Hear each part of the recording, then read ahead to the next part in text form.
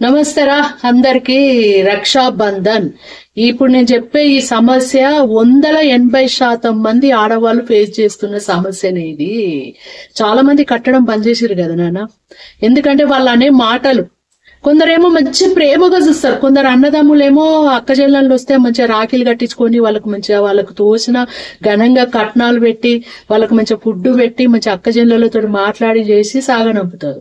కొందరు అన్నదమ్ములు ఎట్లా మాట్లాడతారు తెలుసా? వీళ్ళు చీరల కోసమే వస్తున్నారు, వీళ్ళు పైసల కోసమే వస్తున్నారు, మమ్మల్ని ఆశపడి వీళ్ళు వచ్చి రాఖీలు కడుతున్నారు అని మాట్లాడేటోళ్ళు 80% మంది అన్నదమ్ములు ఉన్నారు.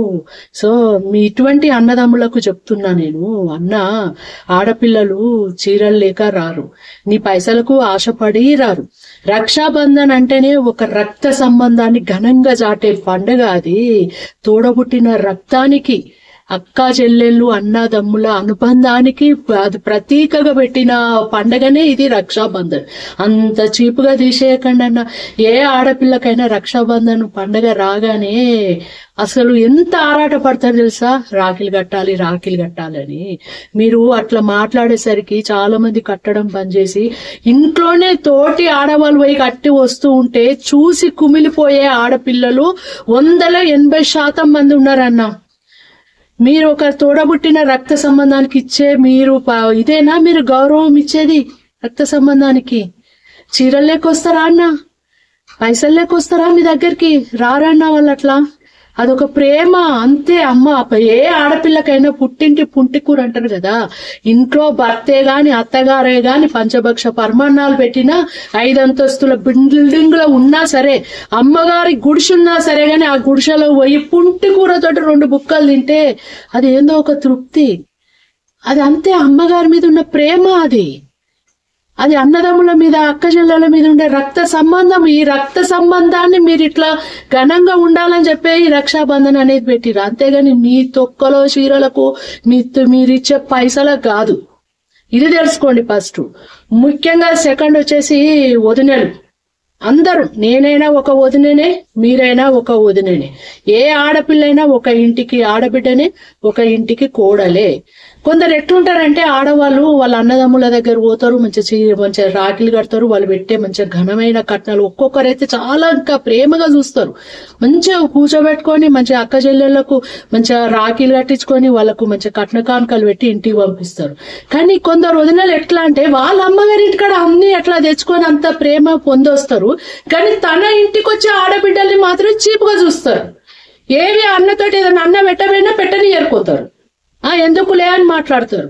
సో ఇది ఎంతవరకు న్యాయము? నీకొక న్యాయము, నీ ఆడబిడ్డలకు ఒక న్యాయమా? ఇది ఎంతవరకు కరెక్ట్?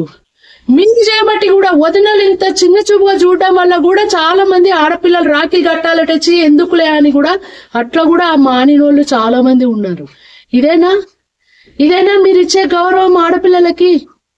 ఒక్కటి అన్న, ఏ అన్నదమ్ములైనా సరే రక్షాబంధన్ వచ్చిందంటే మీరు ప్రేమగా అక్క చెల్లెళ్ళు వచ్చినప్పుడు మీరు పప్పుంటే పప్పు వేసి పెట్టన్నా. నీకు చీరలు పెట్టే స్తోమత లేకపోతే 2 జాకెట్ ముక్కలు పెట్టి, చెల్లె అక్క అన్న దగ్గర గిదే ఉంది అని చెప్పేసి అని వాళ్ళకి పెట్టి వాళ్ళ పక్కకు కూర్చొని ప్రేమగా మాట్లాడు. నీ చీరలు కాదు, నీ పైసలు కాదు ఆడ ముఖ్యము. నువ్వు ఎంత ప్రేమగా వాళ్ళకు బుక్కడు అన్నం పెట్టి సాగనంపినవో అదే మెయిన్ ఇంపార్టెంట్ ఆడపిల్లలకి. అంతేగాని నువ్వు ఇచ్చే పైసలు కాదు, నువ్వు ఇచ్చే చీరలు కాదు.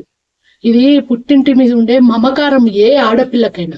కానీ ఇప్పుడున్న కాలంలో మాత్రం తల్లిదండ్రులు చనిపోయిండ్రంటే అమ్మగారితోటి సంబంధాలు తెగిపోయినట్టే అయిపోయింది. నిజంగా చెప్తున్నాను. ఎవరు చూస్తారు నాన్న? 120 మంది అన్నదమ్ములు ప్రేమగా చూస్తారు, వదినలు చూస్తారు. కానీ 80% బుక్కడు అన్నం పెట్టాలంటే కూడా వాళ్ళకు ధరించని అన్నదమ్ములు వదినలు కూడా ఉన్నారు. సో ఒక్కొక్కరైతే ఆడపిల్లలు 3-4 ఏళ్ళు అసలు అన్నదమ్ముల ఇంటి ముఖాన్ని వైపు ఇక్కడ అన్నం తినొచ్చిన వాళ్ళు కూడా లేరు. ఉన్నారన్నా? లేరు కదా. ఎంతవరకు ధర్మం ఇది? నీకు ఒకవేళ నీ అమ్మగారు నీకు అంత ప్రేమ చూపినప్పుడు, నువ్వు ఆ బాధను పెయిన్ అనుభవిస్తున్నప్పుడు, అరే నా ఆడబిడ్డలు కూడా నాకు ఈ పెయిన్ అనుభవించొద్దు, నేను ఈ పెయిన్ అనుభవిస్తున్నా, నా అమ్మగారు నన్ను చూస్తలేరని. సో నా ఆడబిడ్డలకు ఇది ఇట్లా ఉండొద్దు అని నువ్వు ఆలోచించుకోవాలి. ఏ వదినైనా, నువ్వైనా నేనైనా ఇది ఆలోచించుకోవాలి. అంతేగాని నా అమ్మగారు నన్ను చూస్తుండ్రా నేనెందుకు చూడాలి ఇలాంటి మాటలు మాట్లాడొద్దు. అదే తప్పు. ఒక మానవత్వంగా స్పందించాలి. ఇప్పుడు వాళ్ళు చేసిన తప్పు మనం చేస్తే వాళ్ళకు మనకు డిఫరెంట్ ఏంది? ఆడపిల్లలు బుక్కడ అన్నము ప్రేమకే ఆశపడతారు. పుట్టిల్లంటేనే అది, తోడబుట్టిన రక్తం అంటేనే అది. ముఖ్యంగా ఎండింగ్ దశలో ఏదైనా కష్టం వచ్చినా, ఏదైనా బాధ వచ్చినా ఫస్ట్ గుర్తొచ్చేది తోడబుట్టినోళ్ళే. ఇది గుర్తు పెట్టుకోండి.